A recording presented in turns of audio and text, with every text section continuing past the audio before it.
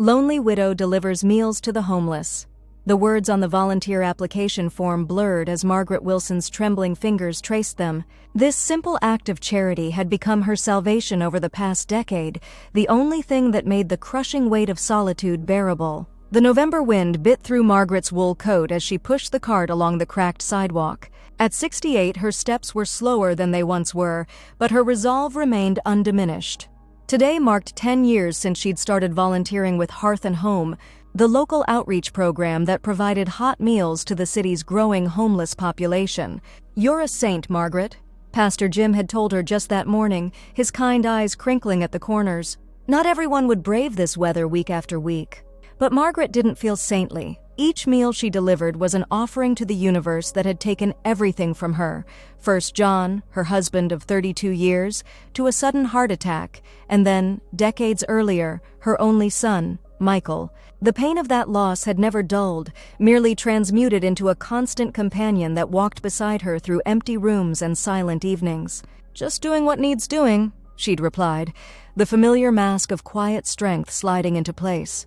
No one at the church knew about Michael. That wound was too private, too raw even 30 years later. She adjusted her scarf against the biting wind and continued pushing her cart toward the underpass, where a small community of homeless people had established a tenuous existence. The wheels squeaked rhythmically against the pavement, a metronome keeping time with her thoughts.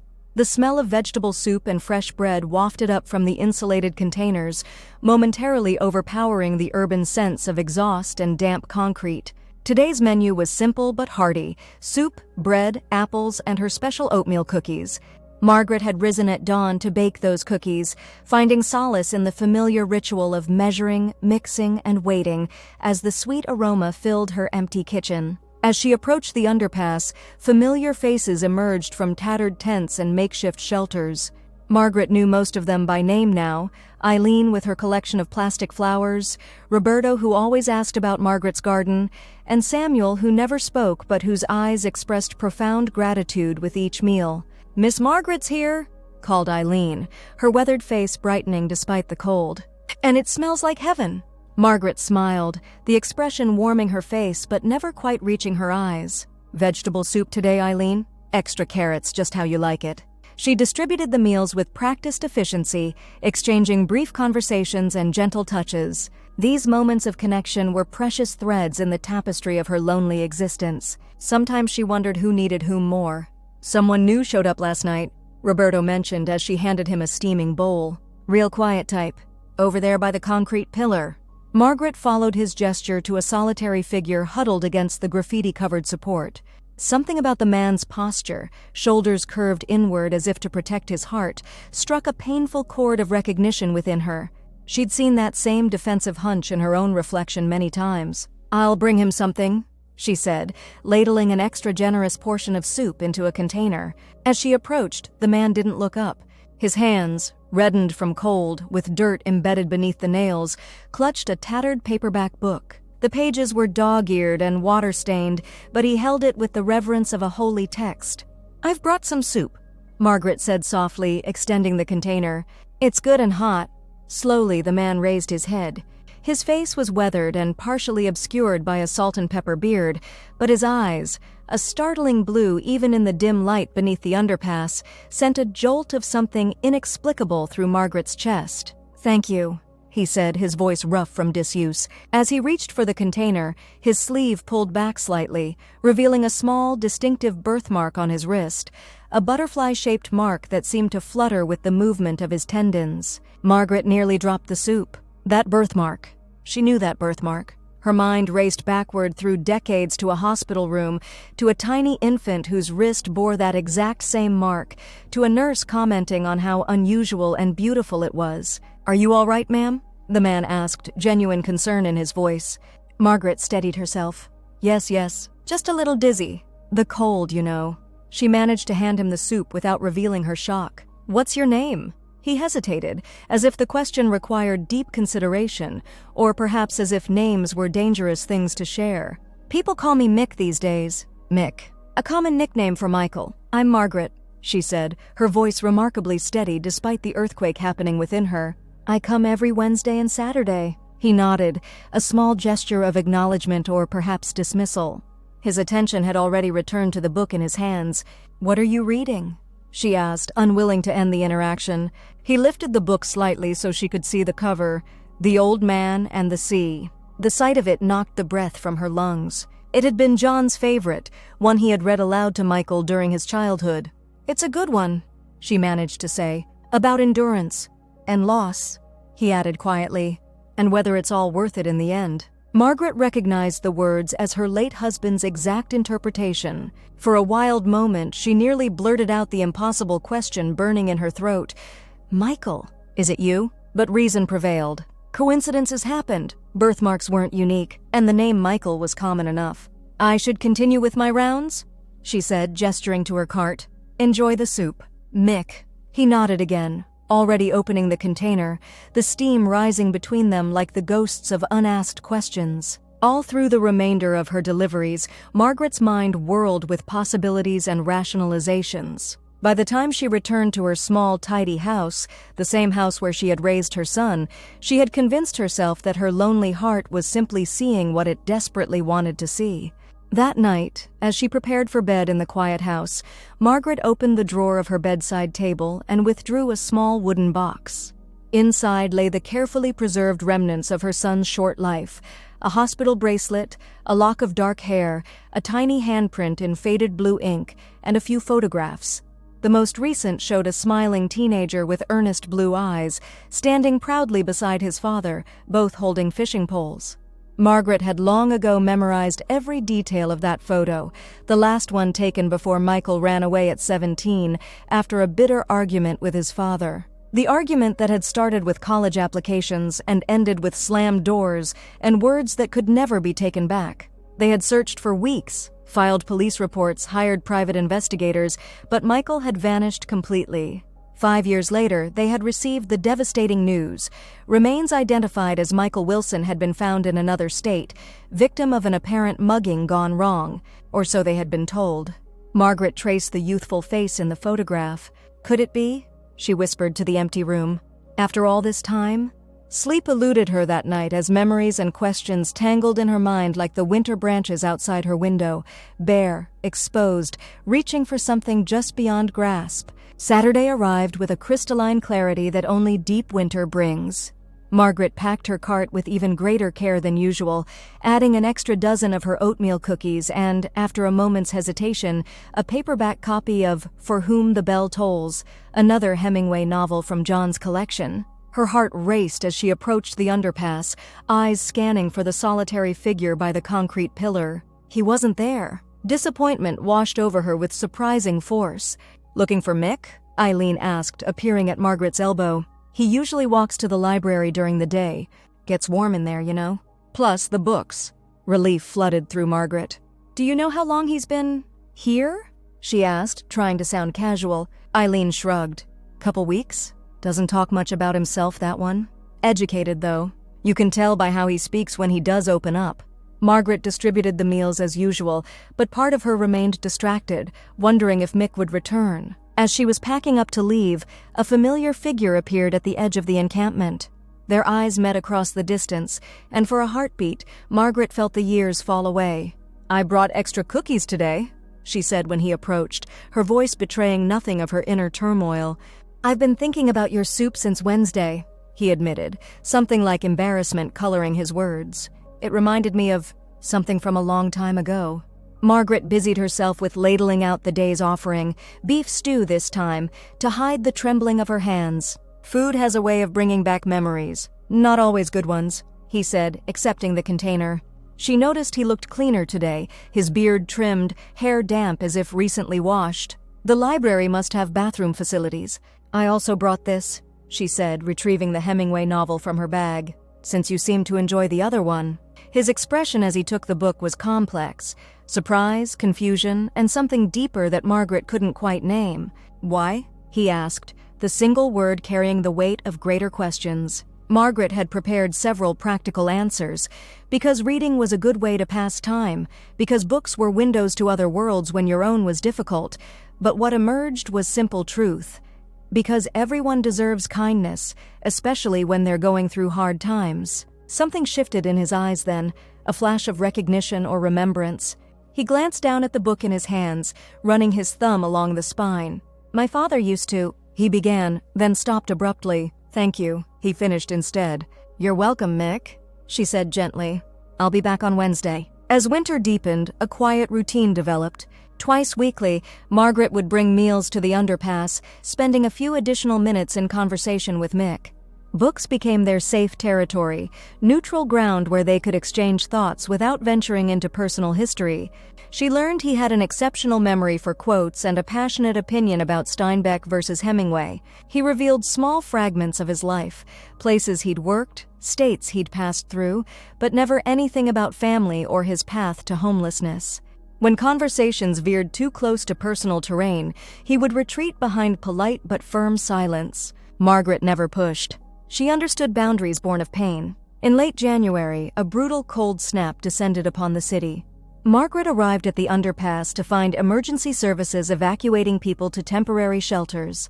Panic seized her when she couldn't locate Mick among the shuffling groups boarding transportation vans. "Have you seen Mick?" she asked Roberto, who was gathering his few possessions. "Refused to go," Roberto replied, shaking his head. "Said he doesn't do shelters? Something about the noise and crowds." "But it's going to be 15 below tonight," Margaret protested. Roberto merely shrugged.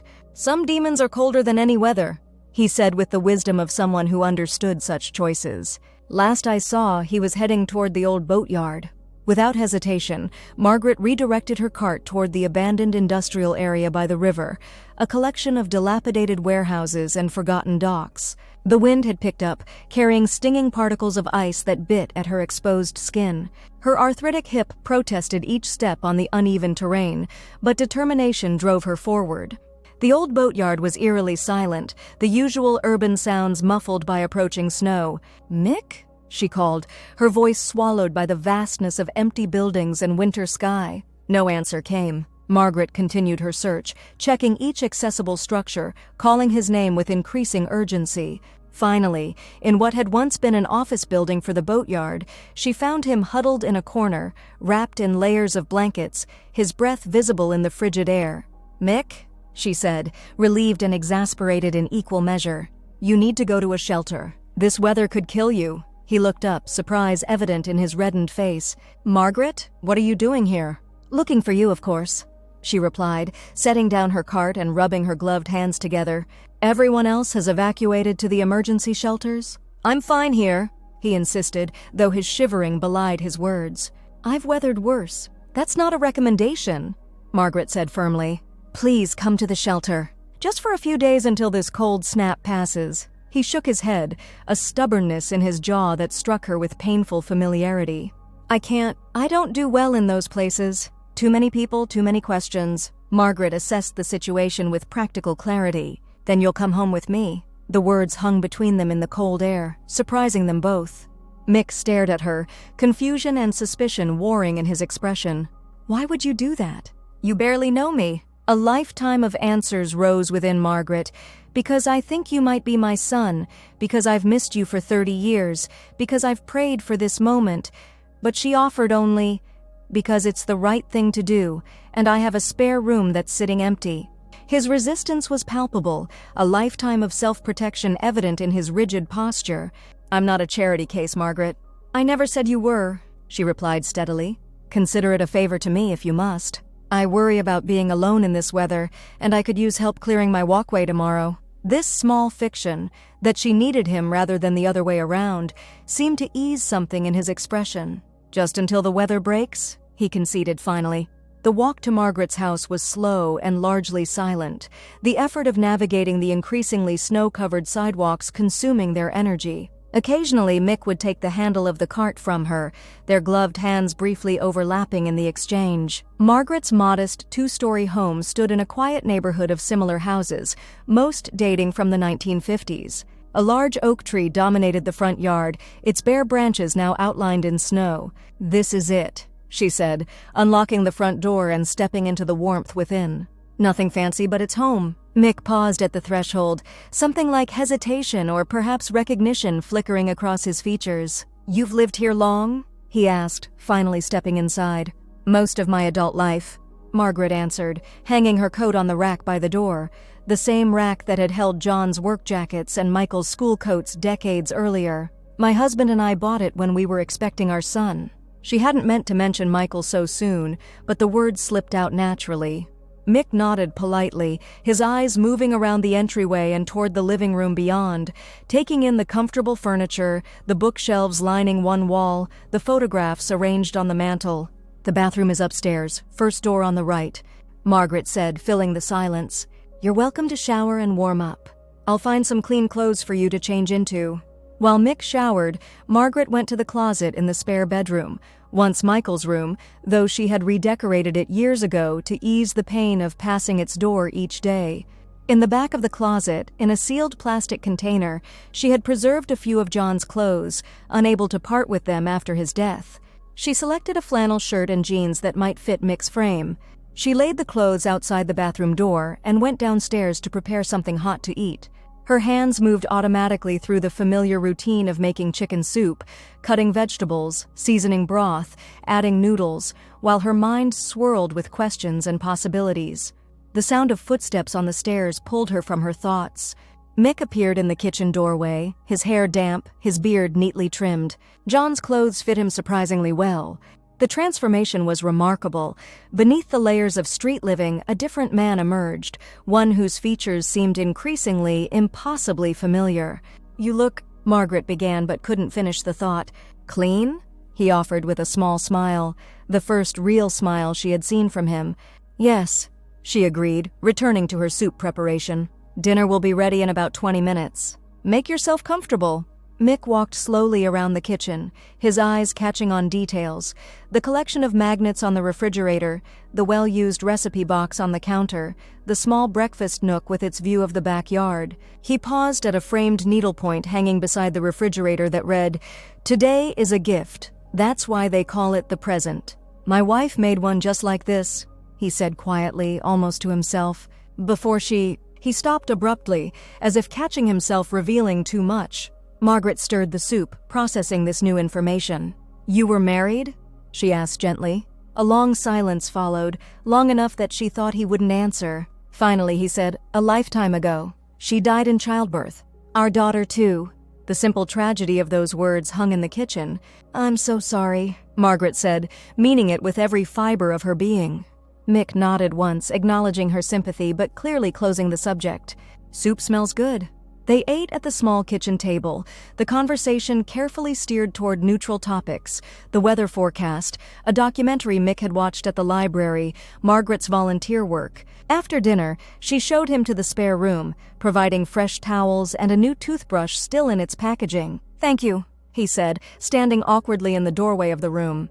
"This is more kindness than I've known in a long time." Margaret wanted to reach out, to touch his arm or perhaps even embrace him, but she maintained the respectful distance he seemed to need.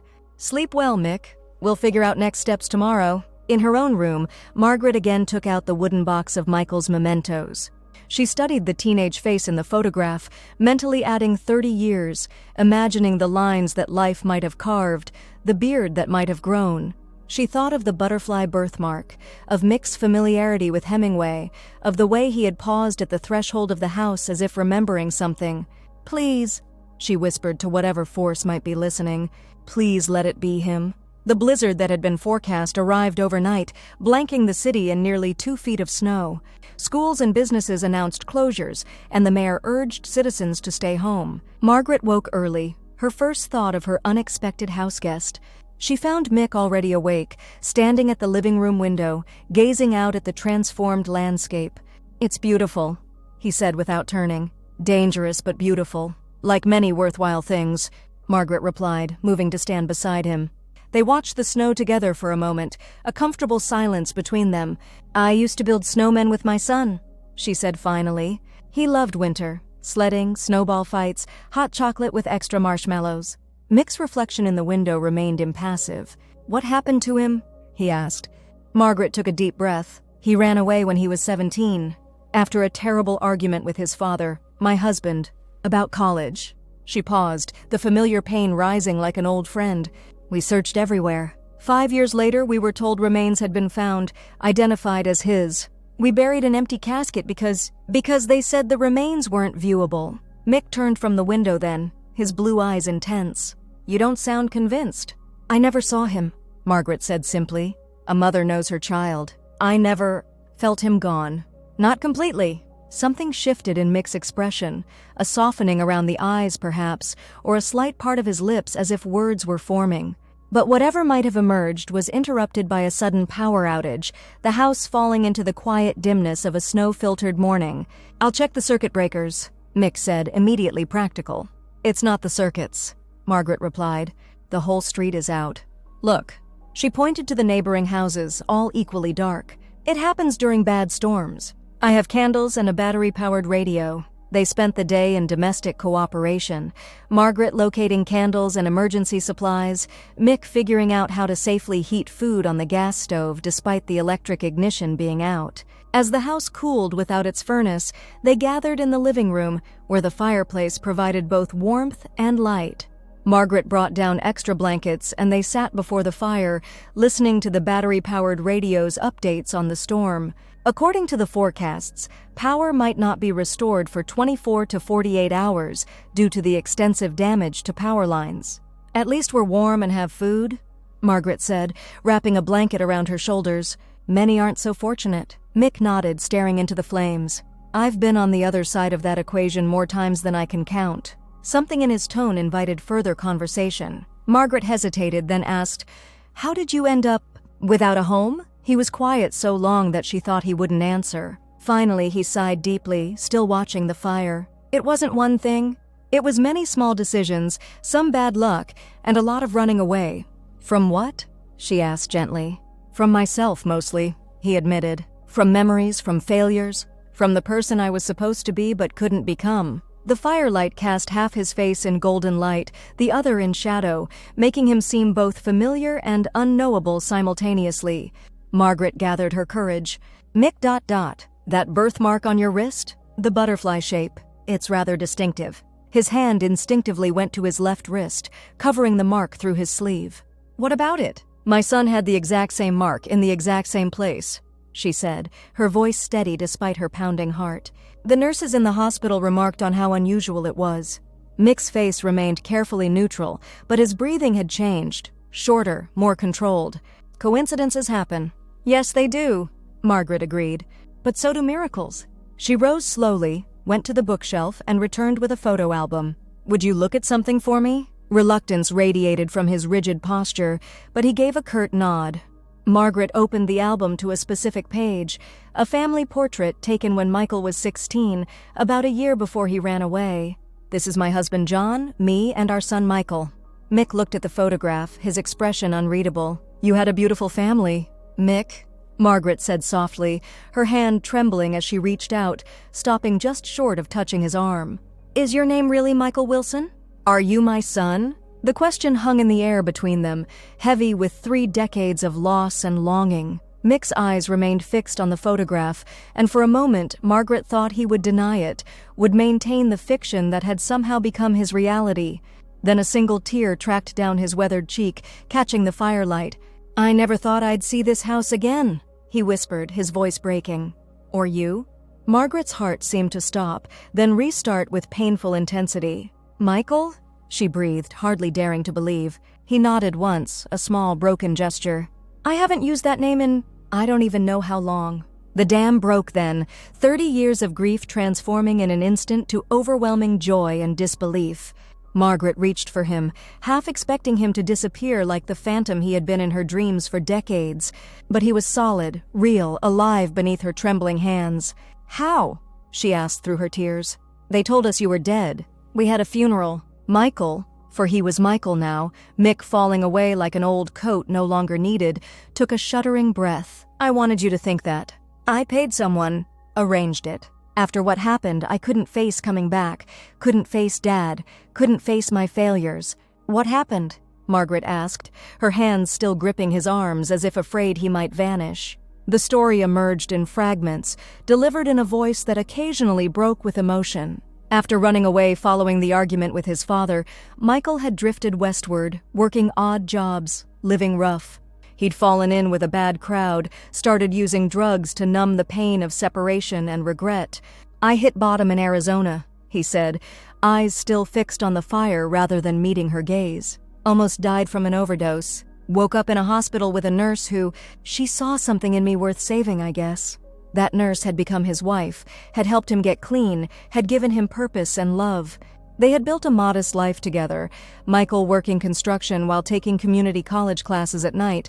They had been happy, preparing for their first child, when complications arose during delivery. "I lost them both in one day," he said, the old grief evident in every line of his face. "After that, I just couldn't rebuild again. I'd already used up my second chance." He described the years that followed in brief, stark terms, a return to drifting, to temporary jobs and temporary connections, but this time without drugs, honoring his wife's memory by staying clean despite the pain. He'd maintained just enough function to survive, but never enough to truly live. "By the time I thought maybe I could face coming home, face you and Dad, years had passed. The death certificate was on record. I figured it would be crueler to resurface than to stay dead." "Your father died," Margaret said gently. 10 years ago. Heart attack." Michael closed his eyes, absorbing this news with visible pain. "I'm sorry I never made peace with him." "He never stopped loving you," Margaret told him. "He never stopped looking, even after the official search ended." He drove across 3 states following a lead just 2 months before he died. They talked through the night as the fire burned low and the storm howled outside. Years of separation condensed into hours of revelation. Margaret sharing the story of her life after losing both husband and son, Michael gradually filling in the missing decades of his existence. Dawn found them exhausted but unwilling to separate, as if sleep might break the miracle of reconnection. When Margaret finally dozed off in her armchair, Michael carefully placed a blanket over her. He stood watching his mother sleep, noting the lines that 30 years had etched into her face, many of which he knew he had caused. Something long frozen within him began to thaw, painfully but persistently. The power returned late the following day. The world outside slowly began to dig out from under the historic snowfall, but inside Margaret's house, time seemed suspended in a bubble of rediscovery. Michael helped clear the walkway, using his father's old snow shovel found in the garage. The simple domestic act, caring for his childhood home, affected him more deeply than he had anticipated. "I never thought I'd do this again," he admitted when he came back inside, cheeks reddened from cold and exertion. "Do what?" Margaret asked, handing him a mug of hot tea. "Belong somewhere," he said simply. In the days that followed, they established a tentative new rhythm. Michael initially insisted he would return to the underpass once the weather cleared, but Margaret's quiet, persistent logic prevailed. The spare room stood empty, the winter would be long, and they had 30 years to reconnect. "Stay," she said.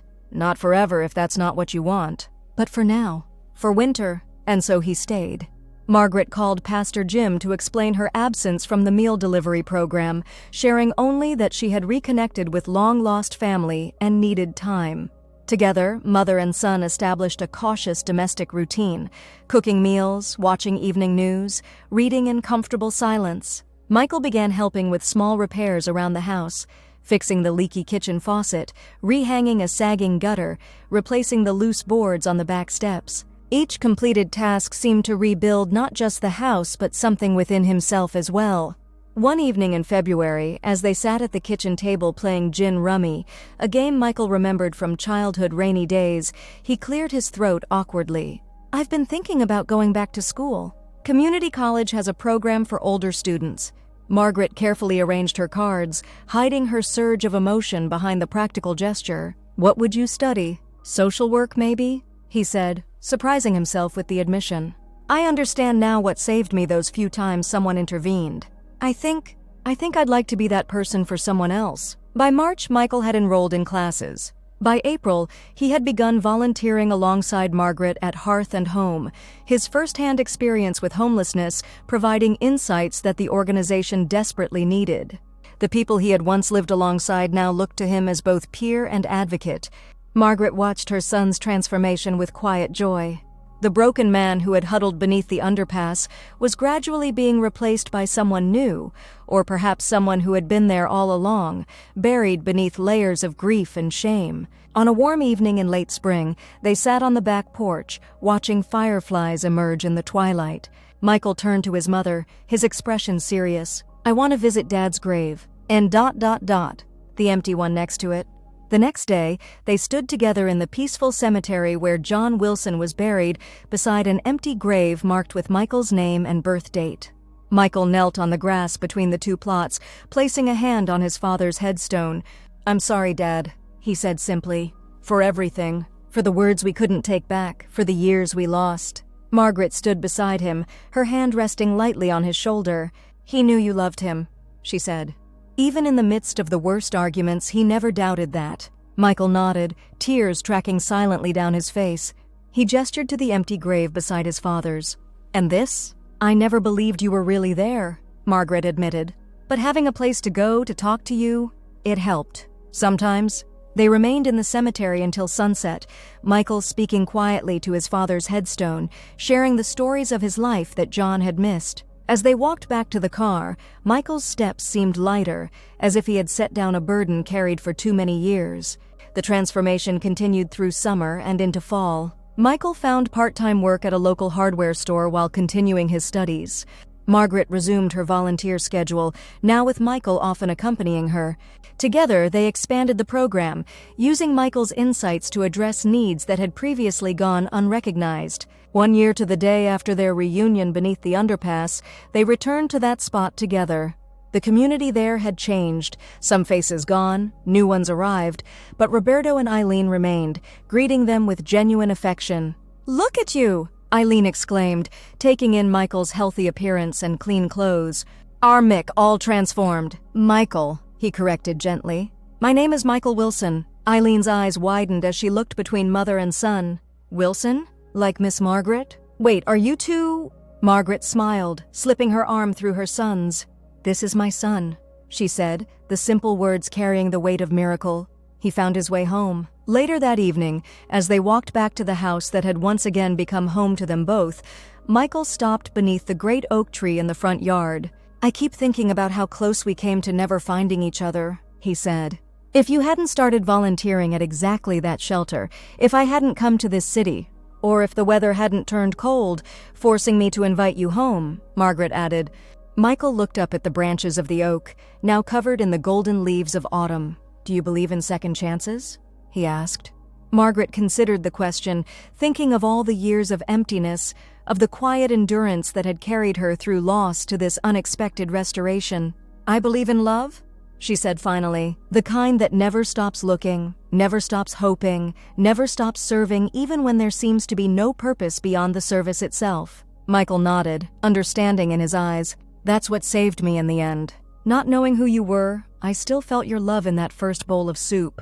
As they walked up the path to their front door, Margaret thought of the countless meals she had prepared and delivered over the years, never knowing that each one was practice for the day she would serve her own son. She thought of all the lonely people still waiting beneath underpasses and in doorways, perhaps each one someone's missing miracle. Love persists, she thought as Michael held the door for her, even when we don't realize it, even when we've given up hope, even when we're merely going through motions that once had meaning, especially then.